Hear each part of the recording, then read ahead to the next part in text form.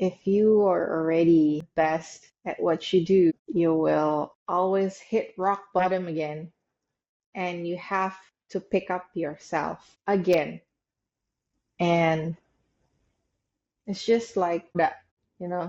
Sometimes kamu di atas, sometimes kamu di bawah, tapi you have to pick it up again. And that's just how life goes. Kadang kamu di atas, kadang kamu di bawah.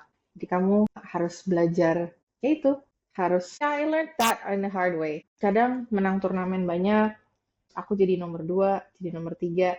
Terus kenapa? Why? Ternyata ya, my dad said, sehebat-hebatnya kamu juga harus ngerasain jadi nomor 2, jadi nomor 3, supaya kamu bisa bangun lagi, bangkit lagi untuk mencapai nomor 1 itu. Hi everyone, welcome to Working Title Female Podcast. Today we have Agnes joining us, one of the pioneering female golf coaches in Indonesia who played in the LPGA school, a bronze medalist in the Southeast Asian Games, a 3-time gold medalist in the Indonesian National Championship, and a former national player. Please welcome Agnes. Agnes, thanks so much for taking the time to talk to me today. I'm really excited to interview you. Let's just go right into the conversation. For sure. I'm curious, what was life like before golf? Life was like normal kid's life, because I started at a young age, around 10 years old. So it was like school, playing other sports besides golf. So it's just a normal childhood. When you said 10 years old, you started golf. Yeah.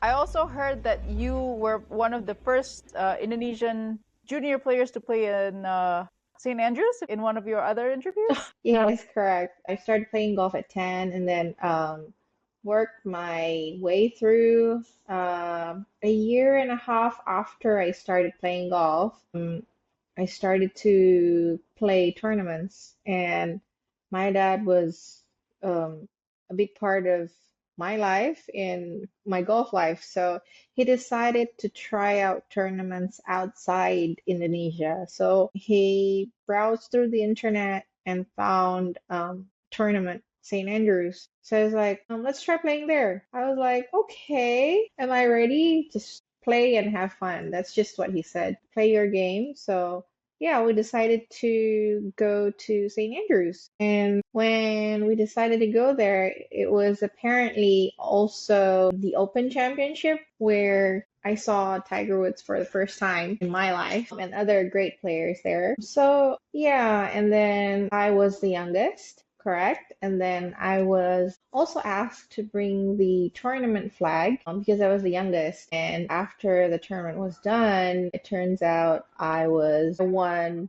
the Southeast Asian division. So yeah, it was a shock. And also my coach was in shock because my dad brought my coach along. And then my parents were shocked. And then I was like, really? Seriously? It was just out of the blue, because I wasn't expecting to win. I was just trying to play well and just experience the vibe, the tournament. So it was really out of expectations. So it was great. It was very fun. Well, it sounded like you picked up golf, just got naturally good at it. I can't say naturally, but I was forced into golf, so I had no choice. Like, my dad gave me 2 choices. Either you want to continue ballet or you want to play golf. Because back then I wasn't as big and I wasn't as thin. So I was like mid. And then if I want to pursue ballet, I have to get really skinny. Like, fortunate, So I was like, am I willing to, or should I try sports? So then I'm like, nope, I go sport. So I chose golf. I chose golf, and then just from there just went on. That's funny. I never knew you were ballet. I never share that part because it's quite funny, because you know me my whole life. You know how I am. It's like, yeah, I know you would laugh about it. So I can't laugh because every time I laugh, it like switches, but I'm laughing so hard on the inside. You know what's funny? I just remembered my parents also put me in ballet. right? Don't all parents put their girls in ballet, and then Somehow they just find their own path and ways. Yeah, my thighs were way too big for ballerina. Tutus, they just don't fit. And I I'm not know. graceful. I can't jump like that. Like I'll do box jumps and squats, but I can't like I'm imagining you doing ballet oh now. no, oh no. Oh, I respect people who could do ballet, but Karamia Oh, can I can do love them. Don't get me wrong. I love ballet so much that sometimes I just watch it online. I just love it, but I don't think I'm capable of being a professional ballet. those people are intense. So you chose golf. So talk to me about growing up in Indonesia in a time where golf isn't as cool as it is now. Back then, after starting to go on tournaments and stuff, it was kind of how do you say it? Not old, but um, I could say, when I practice, on course especially, all I meet was people that are 30 years old, older than me, and then mostly 40 years older than me, and they play such a graceful game of golf. And actually, I learned a lot actually from them, seeing how they play, and just share some thoughts. And from there, I started to pick up like how to grow up from my age, how to bring myself on the golf course, more into the attitude, the etiquettes, and the respect for the game and the respect for other people. Yeah, it teaches me a lot back then. It was kind of an elderly game, correct, back here. So after you learned the basics of the game, you started the tournament play. How was it when you started developing as an amateur? It was developing as an amateur wasn't as easy as I thought it would Mhm. be. Because after starting golf and then a year and a half, started to play tournaments. And then after that, things got in the better way. I played national games for Banten and then started to play with other amateur players back then. It was just, yeah, the start of this, but the struggle was real. Don't get me wrong. From a junior and then going up to amateur, it's quite tough. Can you talk to me a little bit about maybe some of the challenges you faced? The challenges I faced was distance wise, because when you're a junior girl, you play from the red, right? And then when you're an amateur, you start playing from the white. And then you start somehow, some tournaments, they put you on the blue tees. So it kind of got me into like a shock distance wise. And then meeting my seniors that were way, way, way better than me. And then trying to compete against them in a healthy way and in sportive way. So yeah, that's my journey. So you've now gone to the amateur, you played on the national team. Talk to me about your experience coming from Indo, trying to play Q school in America at a time where not many has done that. Yeah, that phase. So after my last national games in 2012, me and my dad and my sisters, basically my whole family, decided to like try out for the Q school.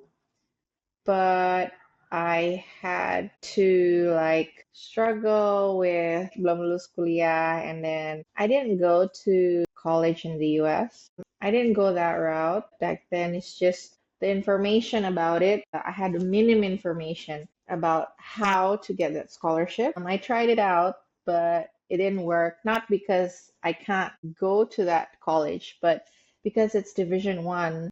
They have a higher standard that I have to get in like SAT, TOEFL, and school grades and stuff. I was just mid student. Everyone pass, I pass, right?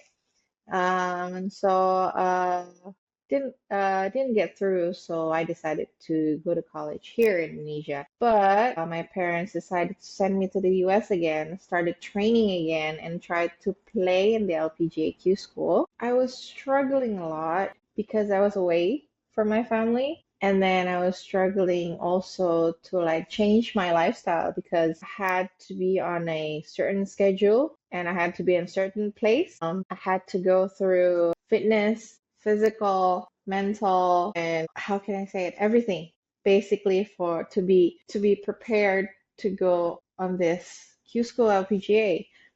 And then I trained in Florida, Orlando. I didn't want to go far from the Indonesian vibe alone and then traveled alone. That was quite hard. Not a lot of friends because I didn't know a lot of people back there. Tried to get used to playing every week towards the LPGAQ school, going on this metro tour. It was tough, Mia. I mean, mentally drained, physically drained, but I still had to go on and pursue what I want to pursue. So the struggle was real. I can't say anything more. Struggle was real. Just for those listening who's not aware, at the time it was, I think, 2009, 10-ish, right? 11, 12, something that when you tried out, Yeah, it where was around 2000, yeah, 2011-ish until 14. Instagram had just started, Wi-Fi had just started, everything is Exactly. dial up, everything, Google Maps didn't exist. So it's not the world we live in today where information I is know. on demand. So put things in Yeah, perspective.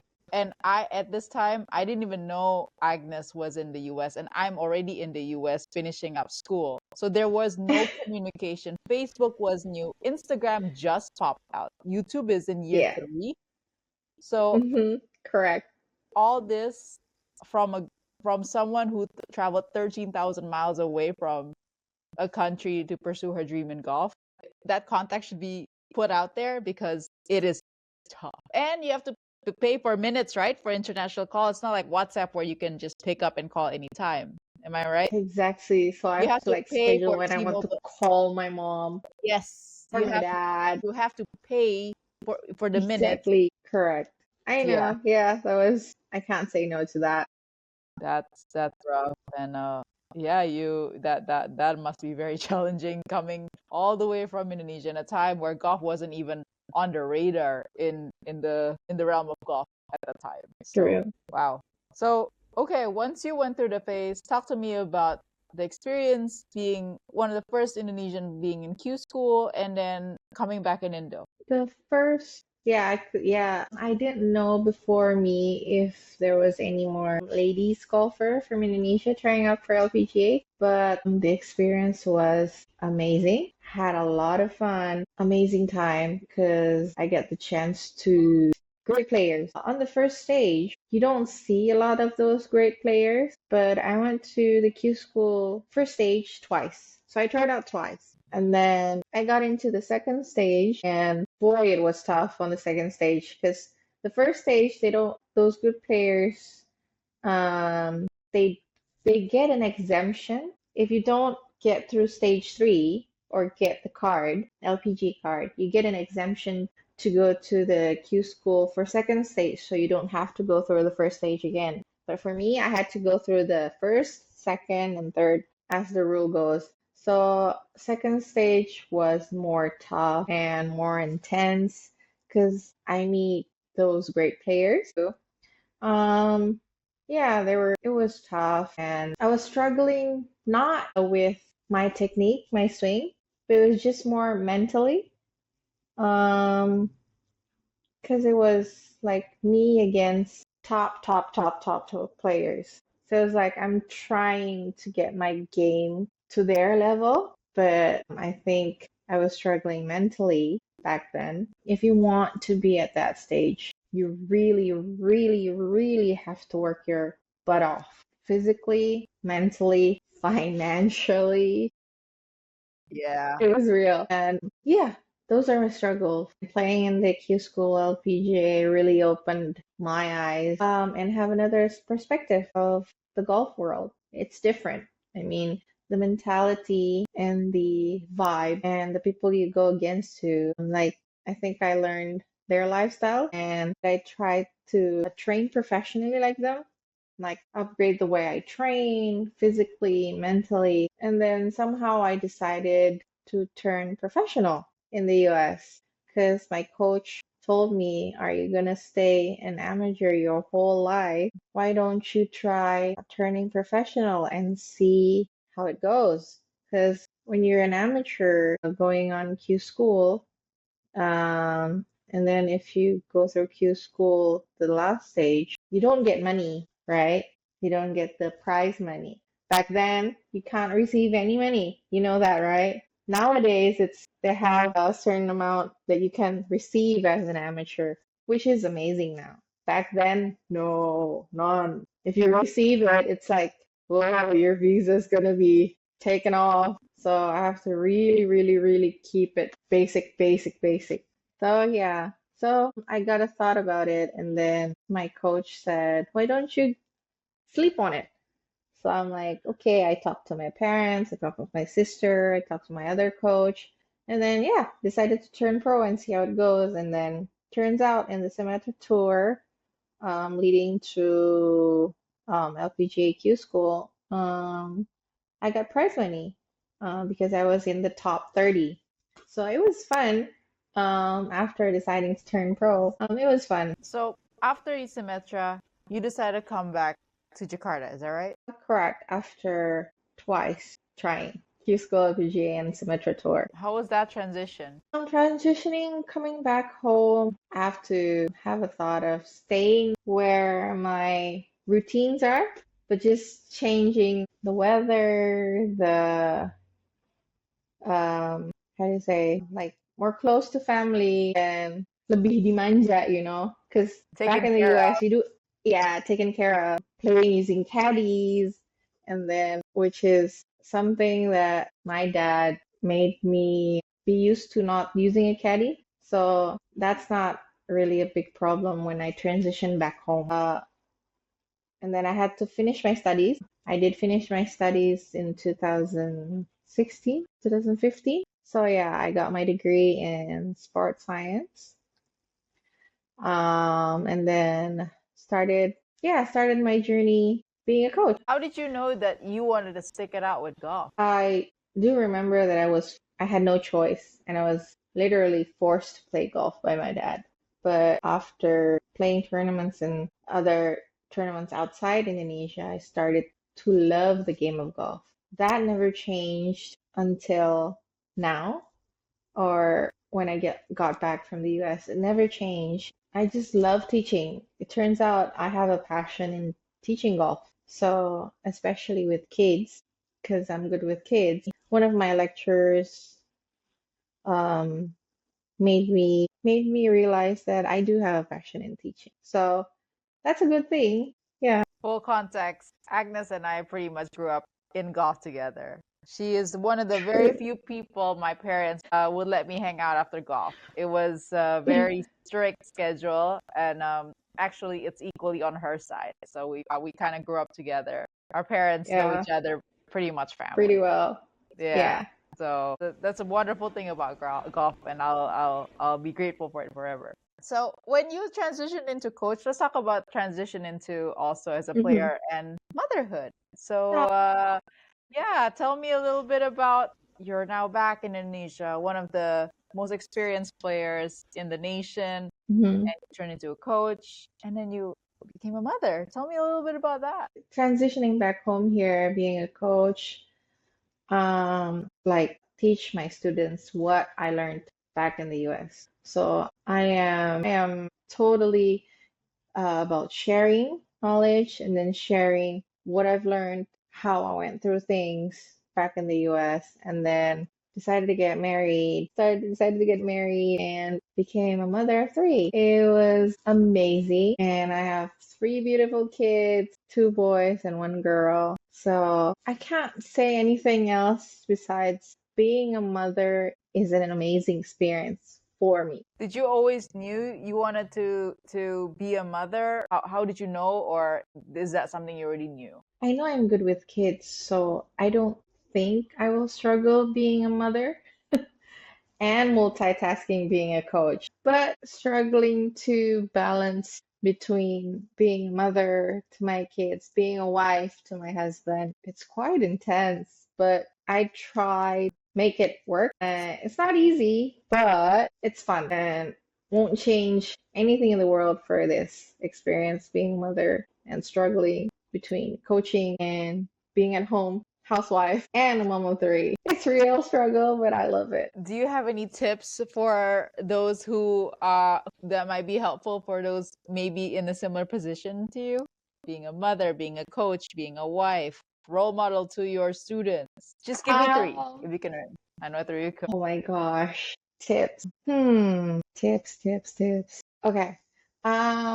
Always multitask when you can, especially wake up in the morning. Make sure your kid's ready for school. And then make your weekly schedule so you know when you can spend time with your husband and kids. And then try to squeeze in me time, personal time, going to the salon, getting your nails done, getting your hair done, even getting your eyelash done, right? Just me time is actually very important as a housewife because it's just getting away a little bit from your struggles daily just to have your own time to respect yourself. So that's what I think my tips are. That's what I'm doing. So yeah.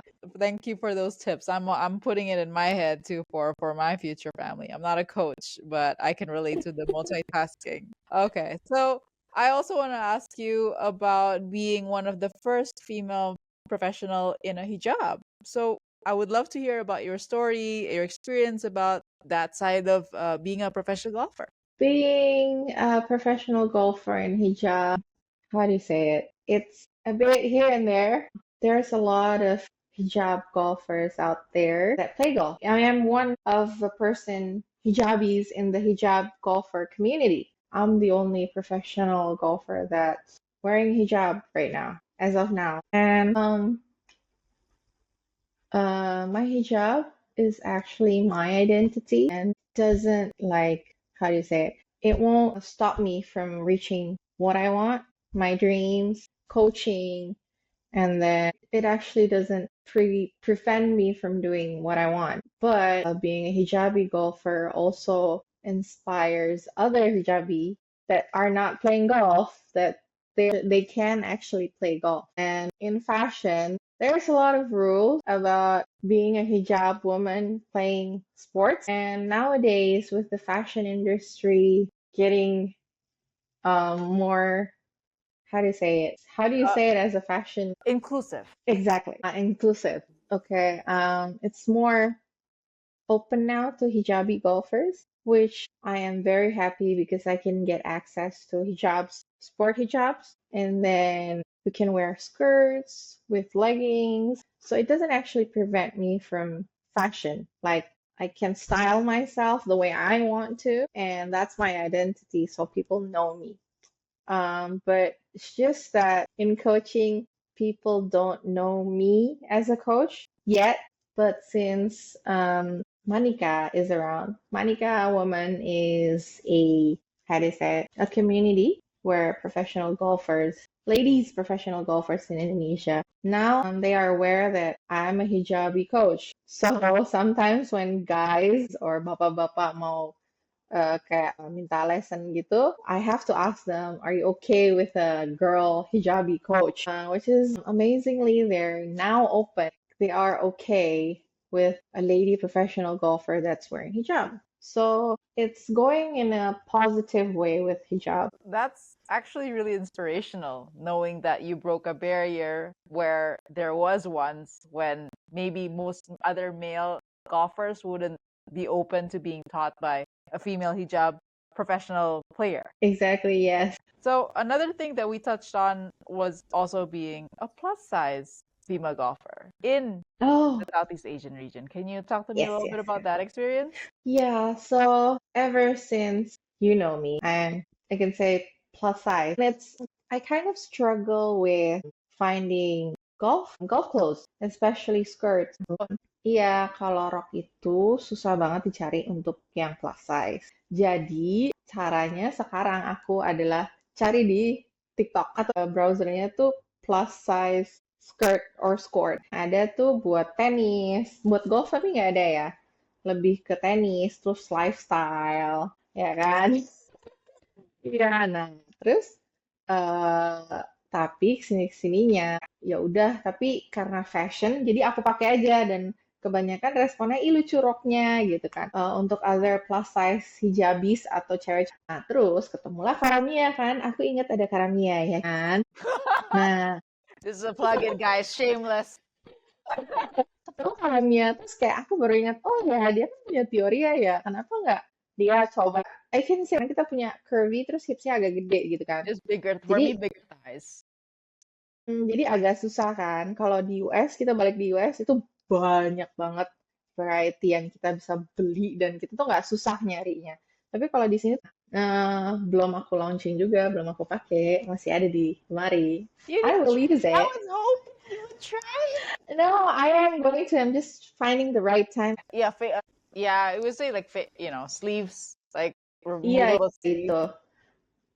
Itu kan susah ya. Jadi aku lebih prefer tuh baju panjang. Nah, itu jarang jarang yang buat juga. Marketnya juga nggak ada di Indonesia gitu kan.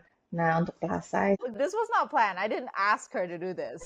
Just on the record, I didn't No, ask no, for no. this. This is off the record because eh, karena kan kalau plus size tuh not a lot of people mau buatin ya. To be honest, right? Wait, Ya. you mean off the record, meaning I didn't ask you, right? Yeah, you didn't ask. No, no, no, no. You didn't ask me to promote you. It's just out of my good conscience. That's why. Jadi ya gitu. Jadi marketnya tuh agak susah sih buat plus size. Tapi karena mudah-mudahan karena kayak aku maybe mulai pakai plus size kayak Absolutely. gitu. I mean, I'm like a 6 or 8, and I couldn't find sports. That's why I made my own. And obviously, I liked it. For it for a tournament in Manica, and obviously, like I got a few pre-orders. So female athletes, just like especially on the more uh niche, it's a bit harder when you're not like the perfect skinny size or like the typical Asian body.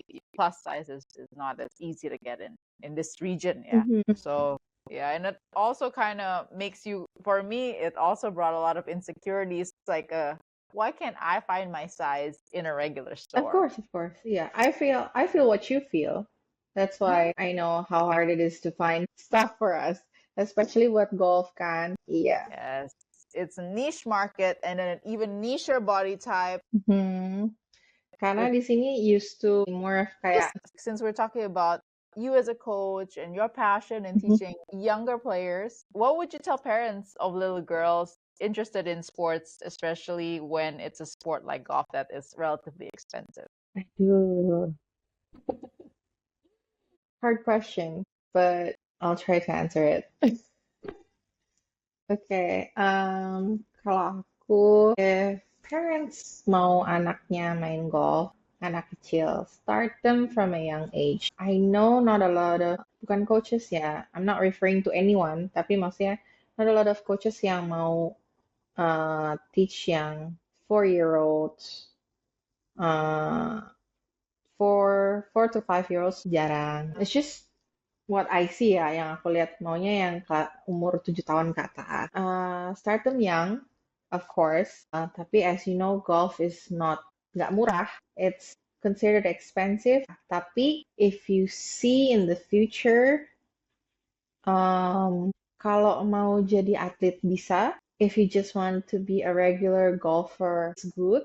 Kalau misalnya nanti your daughter or your son udah kerja, golf itu sekarang lebih ditekankan di kayak institusi-institusi karena untuk nemenin klien, untuk bisnis, untuk make deals, itu kan bisa juga. Jadi sebenarnya investing di golf itu sendiri buat buat nantinya ke depannya sebenarnya yang considered mahal itu cuman alatnya doang nih ya.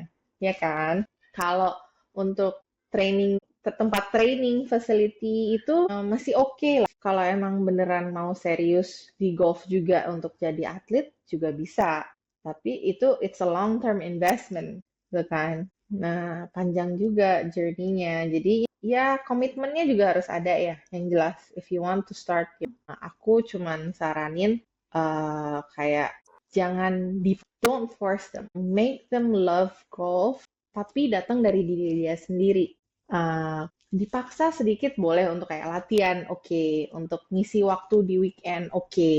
Habis itu kita jalan-jalan gitu kan. Cuman jangan terlalu di force karena dia kan masih juga gitu kan. Kalau dia langsung kayak disuruh serius gitu jadi atletnya it's too young gitu. Karena ada golden age-nya juga nanti di mana dia akan prestasi.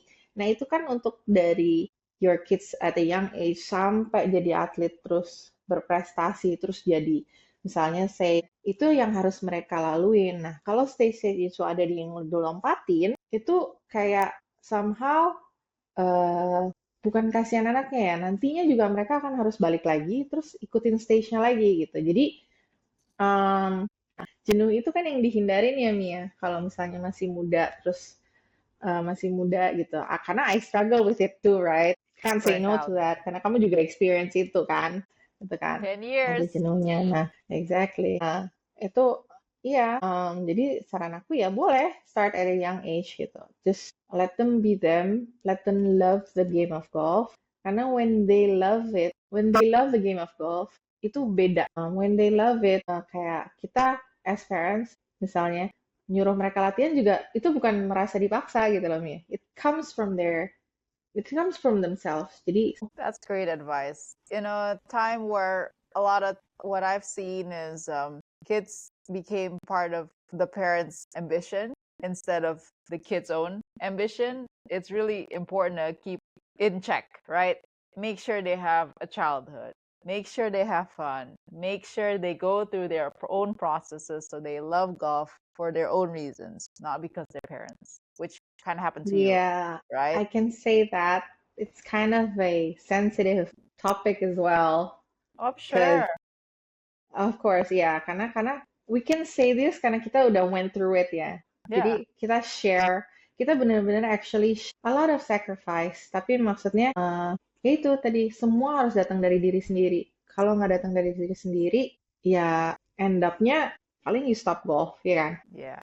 I Right? I experienced it personally, especially because I didn't develop my own relationship with the sport. And that made me have to start from where I left off, right? And then I found Right. fun again and it's also a little different because you're not paid to perform. When you are like now I could say that because I don't have I don't have to compete for a scholarship anymore. I don't have to compete for a spot in a team. I play golf for my own business purposes, for my Mhm. friends, for networking, and I find more Yes. balance. But when you're in it, it's a bit difficult, and I would hope that maybe those around you could remind you that you're more than just your sport. And I think that's where it could be unhealthy if you associate yourself too much with the sport and you lose your sense of self. And I think that comes from childhood, like you said. Mhm. Yes. Great advice.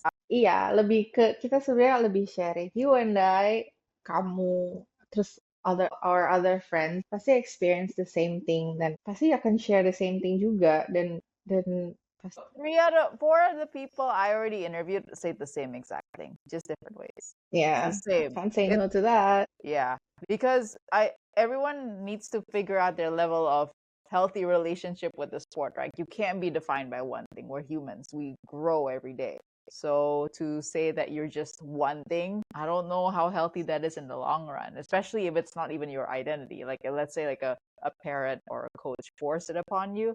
Kind of like in a way, maybe your when you started golf, it was kind of forced, right? It was either this or this, and then you pick golf. Mhm. But then you develop the love as you mature. Yes, Yeah. correct. And I think that genuine love is the reason why you're. So now, how long have you been playing golf, Agnes? I'm 34 now, so 24 20, years? 24 years. 24 years. That's an accomplishment. Broken many barriers with that 24 years.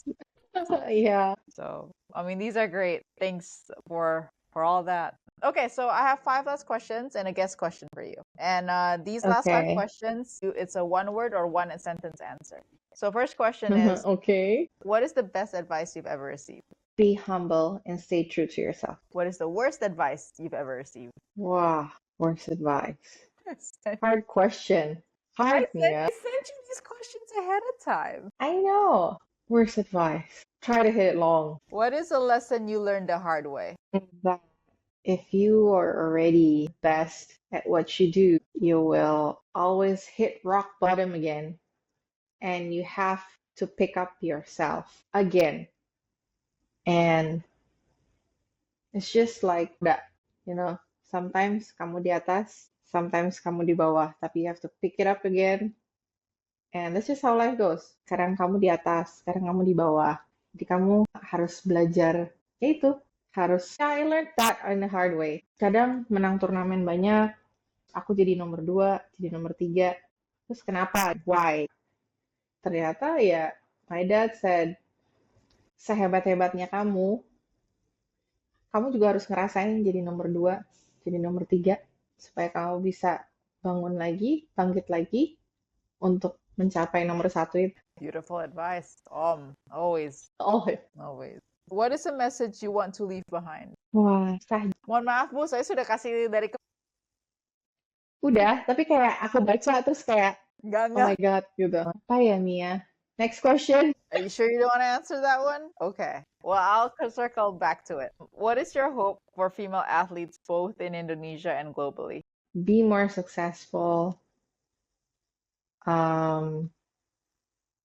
Karena golf itu kan dulu gentleman's game ya. Kalau sekarang kan udah woman iya, men iya. Jadi I hope female athlete golfers in the Indonesia dan di luar tuh they shine in their own element. Kita represent us as a woman tuh gracefully in the sport of golf. Yang jelas sekarang sih udah ya Nelly Korda udah terkenal. So for female athletes di Indonesia, we can be like Nelly Korda. We will, we can, and we should. And we will. Maksudnya kayak because sekarang atlet yang cewek mulai banyak prestasi. So I'm really happy about that, and I hope kita female golfers all over the world inspire other women to pursue their dreams, and especially in golf. Itu sih, Mia. Okay, I have another way of answering, rewording that question that you maybe had a hard time answering. What is something you would have loved to tell your younger self? I would say to my younger self, be more tougher, harus lebih pede dan yakin bahwa aku bisa. Gitu. So those are my 5 questions. Thank you for answering them. I have one guest question for you. God. This is, I'm just writing things down from the previous guest. What is your favorite dessert? My favorite dessert is cake. That is ice cream. Well, that's all my question for you, Agnes. Thanks so much for taking the time to talk to me. Your stories have been phenomenal, inspiring, and I mean, I knew you since I started golf. So this only makes me admire all the things that we went through as children, as junior golfers, and now as adults, and now you're a mom of 3. I love talking to you. I love spending time with you and sharing. So this was fun and challenging because I'm not used to camera questions. It's, I'm always awkward and you know it. That I do.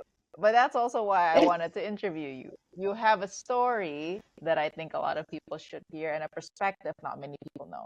So I hope this will inspire other hobby golfers, other women who are transitioning into mothers, other women who are plus size. You see all the categories you hit. That's why I knew that you had a story. I hope so.